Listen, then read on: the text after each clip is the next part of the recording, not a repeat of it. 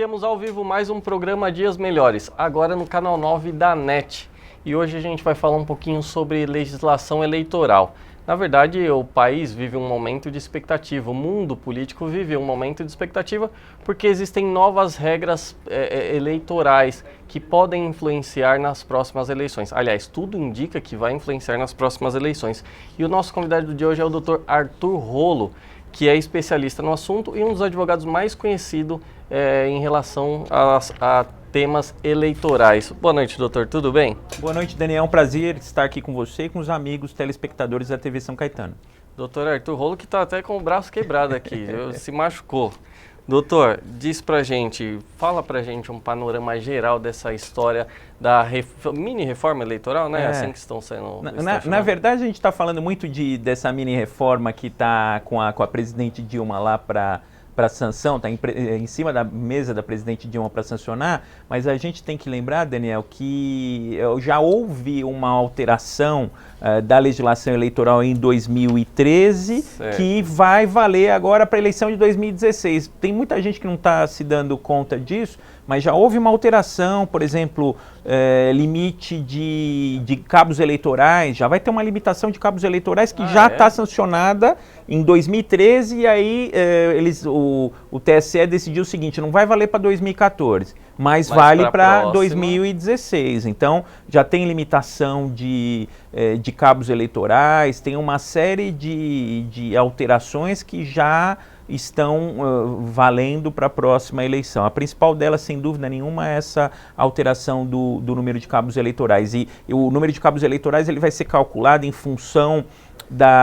do número de eleitores das cidades, uma regra até estranha para calcular. Teve, por exemplo, também a alteração do adesivo de veículo, agora é 50/40 o adesivo de veículo, não pode mais envelopamento de veículo, tem que ter o adesivo microperfurado até o limite do vidro traseiro do veículo. Então são inovações que já estão valendo para a próxima eleição do ano que vem, de 2016. Aí ficam falando dessa mini-reforma que foi aprovada no Congresso, que agora está em cima da mesa da presidente Dilma Rousseff, e o tema que ficou mais famoso foi a questão do financiamento empresarial.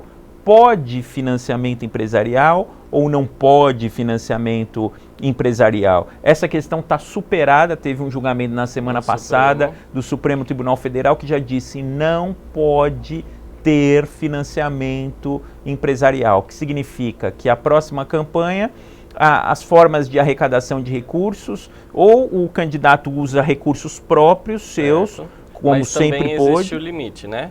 Então, mas aí que está, para recurso próprio, o limite é o gasto total da campanha. Ele pode usar tudo, não tem nenhum limite para gastos... Ele não tem a limitação da receita dele? Não, ele tem que ter lastro no imposto de renda, mas ele não tem, por exemplo, para a doação de pessoa física, o limite é 10% do faturamento, certo, bruto do ano anterior. O candidato não tem esse limite, ele pode gastar todo o dinheiro da campanha, né, de recursos próprios. Agora, essa mini-reforma, porque o pessoal fala, estão gastando muito em campanha eleitoral, sempre ficou para o legislador baixar uma lei dizendo, olha, o limite para a campanha vai ser esse, nunca teve. Agora, o que essa mini-reforma que está em cima da mesa da presidente Dilma estabelece? Estabelece o seguinte, que o Tribunal Superior Eleitoral vai estabelecer o limite de gastos das campanhas. Então, o Tribunal Superior Eleitoral, antes da campanha, vai estabelecer o limite de gastos. Então, agora vai ter um limite de gastos definido que ninguém vai poder ultrapassar. Isso formalmente, né? Porque a gente sabe que se for caixa 2, não entra na contabilização e não tem como checar. Então, tem uma série de alterações aí, mas que está dando mais discussão, sem dúvida nenhuma, o financiamento empresarial. Mas, então, o legislativo, o legislador, até com a sanção da Dilma, ela não está estabelecendo um limite, está obrigando a existência do limite, mas quem vai dar o patamar é o TSE, é isso? Na verdade, o legislador ele dá os parâmetros que vão ser utilizados no cálculo. Um dos parâmetros é o valor que foi gasto na última campanha. Então, eles estão querendo reduzir paulatinamente. Até 60%. Eles estão querendo reduzir o valor. Então, é um percentual que vai ser aplicado sobre o limite de gastos da campanha anterior, que o Tribunal Superior vai definir. Olha, o gasto máximo na última campanha foi esse, então percentual desse gasto vai ser X, então os candidatos esse ano vão poder gastar no máximo X. Isso, os parâmetros são dados pela legislação, mas quem vai estabelecer o número, ele vai estabelecer o número correto, o número certo, é o Tribunal Superior Eleitoral. Então agora, por exemplo, aqui estamos falando em São Caetano do Sul, então os candidatos a prefeito em São Caetano do Sul vão poder gastar no máximo tantos reais. Então não vai haver mais aquela necessidade do partido definir os limites, porque antes cada partido na ata de sua convenção definia o limite máximo de gastos. Agora vai ter um limite máximo para os candidatos daquela cidade e ninguém vai poder ultrapassar. Quem ultrapassar vai estar configurando aí o abuso do poder econômico, vai estar sujeito à cassação do registro. Agora, Daniel, uma coisa muito interessante, agora tem a necessidade de registrar a ata da convenção. Eu acho que se não são 48 horas, são 36 horas depois do prazo, depois do dia da convenção. Certo. Então significa o seguinte, não vai ter aquela possibilidade que a gente sabe que infelizmente acontecia, de alterar a ata, deixar a ata para fazer uma semana depois da convenção. Agora a ata tem que ser feita no momento da convenção, porque ela tem um prazo para registrar. Eu acho que são 48 horas para registrar a ata, mas isso é uma inovação que está lá em cima da presidente Dilma. A gente não sabe se ela vai. Ela tem até o final dessa semana, até sexta-feira, para sancionar ou para vetar. A gente não sabe se ela vai sancionar tudo, se ela vai vetar tudo, como é que vai ficar. Até uma questão, eu sei que é tudo muito prematuro, porque a lei não foi sancionada ainda, mas existem possibilidades de veto, mas existe também a possibilidade de aprovação completa da lei, da forma que veio do Congresso. E se fala muito da questão da janela, onde os vereadores podem transferir, mudar de partido, sem as implicações da fidelidade partidária. Como que você encara isso? Existe essa previsão? Como é que está? Não, então tem essa previsão que esse projeto está em cima da mesa da presidente para sanção, estabelece a redução do prazo de filiação partidária. Tem aquelas condições de elegibilidade, uma das condições de elegibilidade é a filiação partidária com antecedência de 1 ano. Esse projeto está em cima da mesa da presidente para sanção, fala em 6 meses, reduz o prazo para 6 meses. E com janela de 1 mês para mudança de partido, 1 mês anterior a esses 6 meses para mudança de partido para quem vai concorrer na próxima eleição, mas também não está muito claro, Daniel, se são 6 meses. Por exemplo, vamos pensar o seguinte, um deputado federal que queira sair para prefeito, ele tem direito à janela?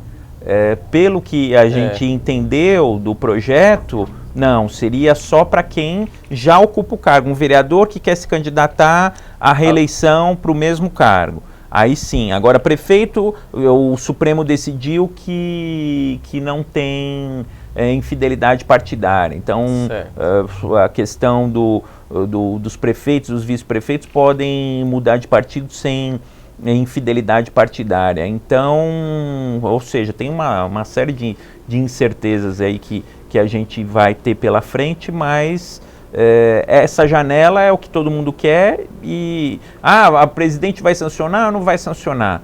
Eu acho que ela não está num momento político para vetar muita coisa, não. Se ela vetar, eu acho que ela vai ter um custo político que ela não está disposta a bancar. Eu tenho para mim que ela vai sancionar. Agora, a gente vai saber disso agora na sexta-feira, porque até sexta-feira termina o prazo dela para sancionar ou para vetar, o que significa que até segunda, terça-feira, quem quiser mudar de partido, a orientação é aguardar. Se demorar para sancionar ou para vetar, aí sim muda de partido, porque por enquanto ainda há esperança de ser sancionado. Então, por enquanto, segura a mudança de partido, ou senão corre o risco, né? Segura até segunda-feira, porque se sair essa janela, quem mudar de partido agora está sujeito a tomar um processo de retomada de mandato, não acho que vale a pena correr o risco, né? É verdade. Bom, a gente vai a um rápido intervalo, doutor, e a gente já volta para falar sobre essas questões eleitorais que são muito interessantes. E tem pergunta aqui do nosso público e a gente volta depois do intervalo, faz as perguntas. Até mais.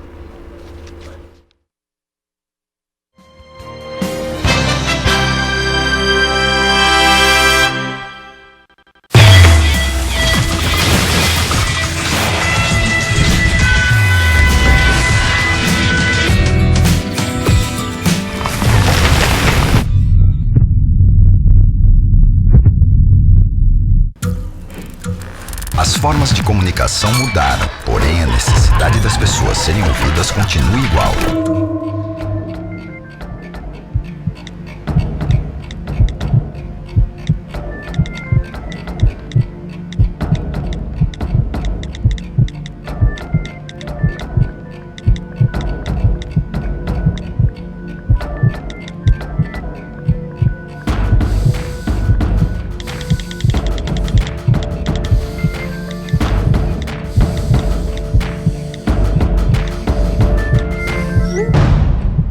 Compartilhe com o CVV aquilo que você não divide com ninguém. Valorizar a vida, é isso que o CVV faz. Ligue 141 ou acesse cvv.org.br e receba apoio emocional. Ei, se você é cantor, tem uma banda ou dupla com um videoclipe produzido e quer vê-lo na TV, não perca mais tempo. Seu clipe pode estar aqui, no São Caetano do Som. É isso mesmo, é a nova faixa de vídeos aqui da TVSC. Então, tá combinado. Manda seu material pra gente e saia da garagem. Revele seu talento na TV e na internet.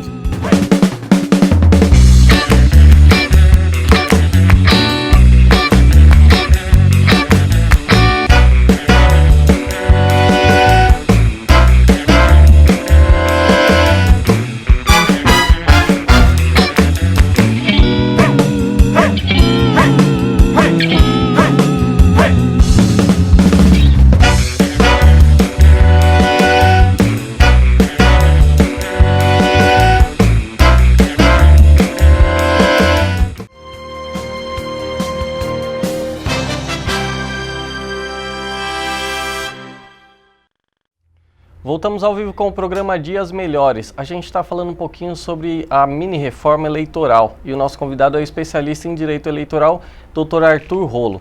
Doutor, a gente estava falando um pouquinho sobre doações de campanha e as dúvidas são muitas.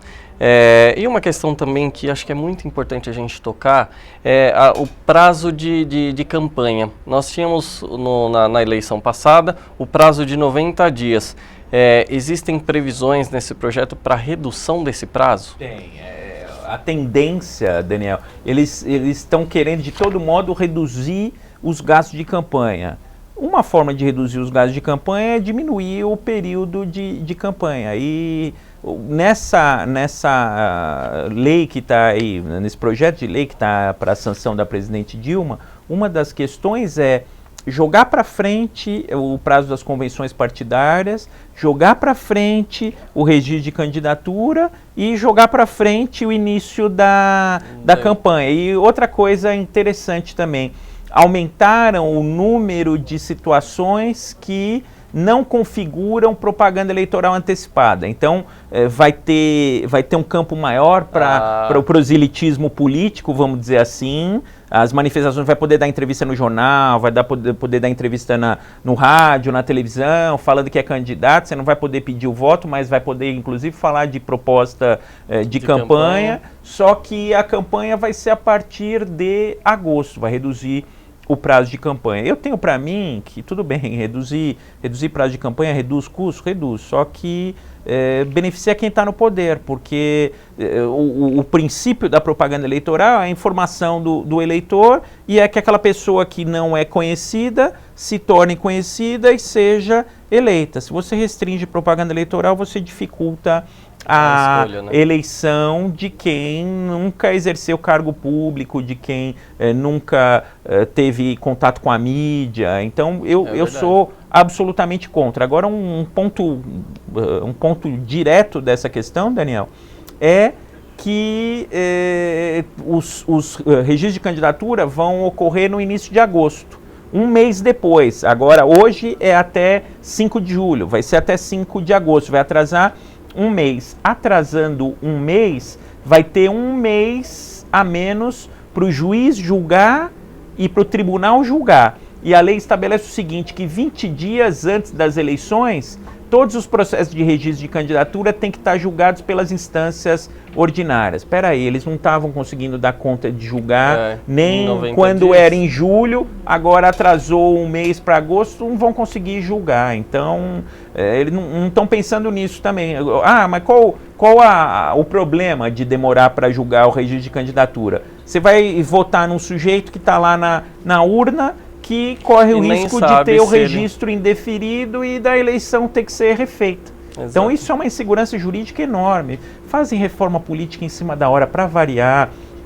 Todo ano a mesma coisa, ficam fazendo as alterações da legislação eleitoral de última hora e ainda para valer agora no início de uma eleição municipal, que os juízes eleitorais não necessariamente têm aquele contato com a legislação eleitoral, porque até pouco tempo atrás direito eleitoral não era exigido nos concursos públicos para juiz. Então uma situação complicada. Eu prevejo um futuro sombrio em matéria de eleições e de direito eleitoral, porque vão colocar essa nova lei para os juízes do estado de São Paulo inteiro, que vão aplicar em primeira análise, e uma questão difícil que por exemplo, eu faço direito eleitoral já tem mais de 15 anos e é complicado. Eu vou já inteirar quase 20 anos de direito eleitoral. Então, pra gente que faz isso há 20 anos é complicado, imagina para quem começou a fazer há 3, 4 anos atrás. É verdade, o impacto a gente vai saber na prática, né? Infelizmente. Doutor, tem uma pergunta aqui, é do Thiago Munhoz, do bairro Nova Gerte. Ele quer saber o seguinte: qual a diferença entre reforma eleitoral e reforma política? A reforma política é mais profunda, né? A gente fala em reforma política do sistema político, do sistema de votação. A reforma eleitoral é uma reforma mais pontual em relação a questões da eleição, mas a reforma política é o gênero, a reforma eleitoral é a espécie. Então, na verdade, você fala em reforma política quando você fala em reformas mais profundas do sistema eleitoral, por exemplo, se é presidencialista, se é parlamentarista, mas, na verdade, muita gente usa ambas como sinônimas, porque, na verdade, você alterando o sistema político, você está alterando também a legislação eleitoral. Certo. Doutor, tem uma questão aqui, ela, para quem não conhece, é um pouco complexa, porque existem alguns termos que as pessoas desconhecem. É relacionado ao voto proporcional, que são os candidatos para o legislativo. E aí é o seguinte: o candidato que não se elegeu apenas com os votos atribuídos a ele, individualmente, terá de ter recebido votos equivalentes a 10% do quociente eleitoral? Que eles estão falando para não ter aquele fenômeno do Enéas, né? Todo mundo lembra, o caso mais típico foi do Enéas. Quando o Enéas se elegeu deputado federal, ele levou junto 5 deputados. Teve um deputado federal que se elegeu, acho que com 500 votos, Daniel. Teve candidato com 100 mil votos que não se elegeu, e teve um candidato do Prona lá, que era o partido do Enéas, que se elegeu com 500 votos. Então é para impedir essas distorções. Então o que vai acontecer? Aquele candidato que fez 500 votos não seria eleito, tem que ter pelo menos 10% do quociente eleitoral. Na verdade, no sistema proporcional, o que acontece? Você divide o número de votos válidos pelo número de cadeiras e vai dar uma determinada votação. Vamos falar para deputado, vamos falar para vereador em São Caetano, quanto que é?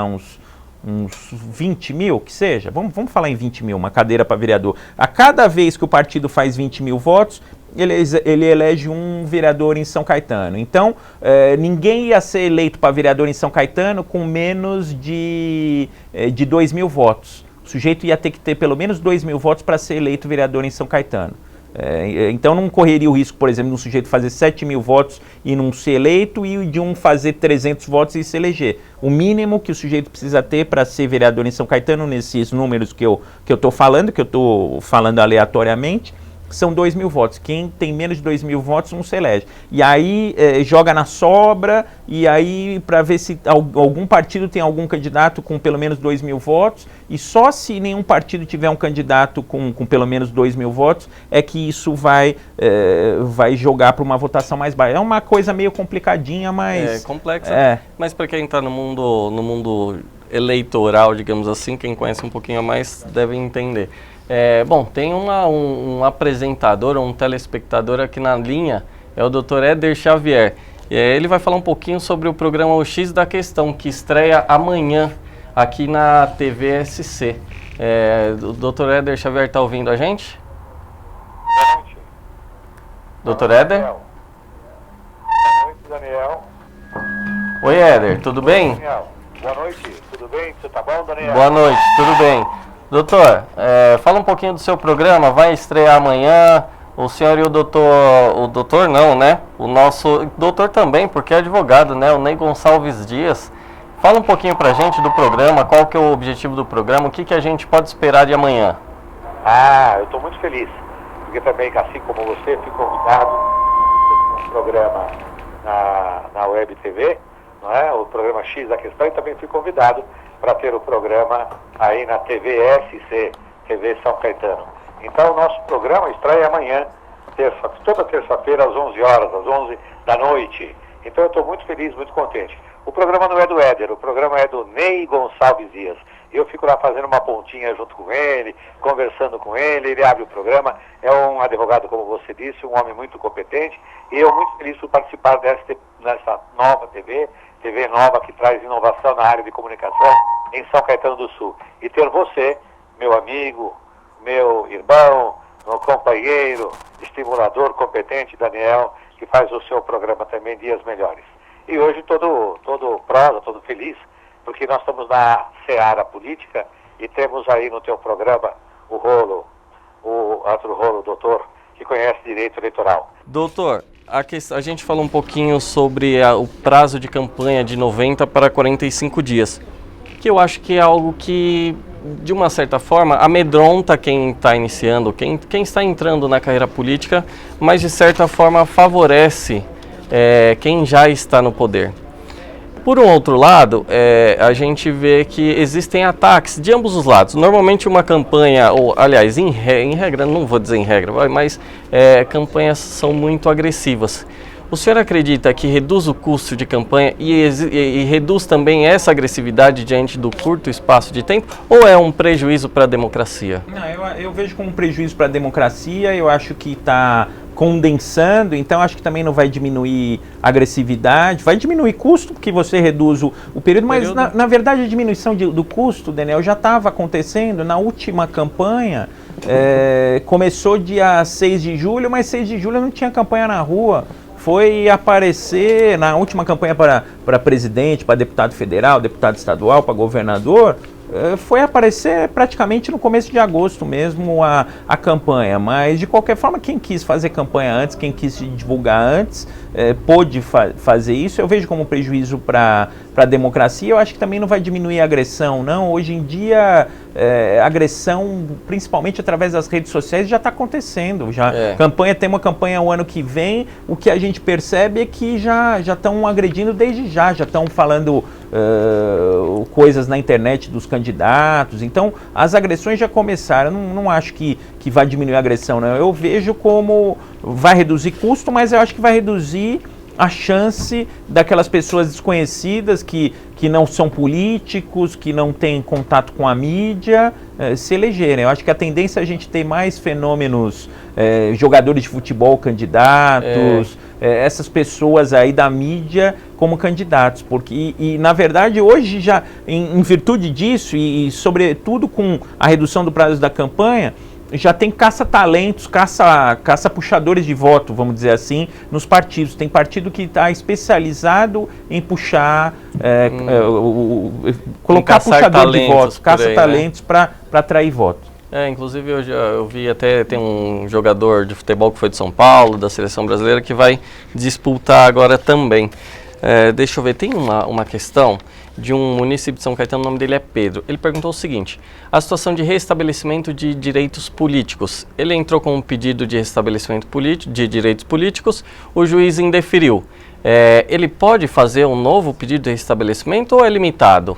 Não, a rigor é que está. Direitos políticos são direitos de cidadania, são direitos. Então, se não tem motivo para ele estar com restrição de direitos políticos, você pode renovar o requerimento, porque aquele requerimento foi analisado, por exemplo, vamos pelo menos falar o que é para o telespectador, o que é suspensão de direitos políticos.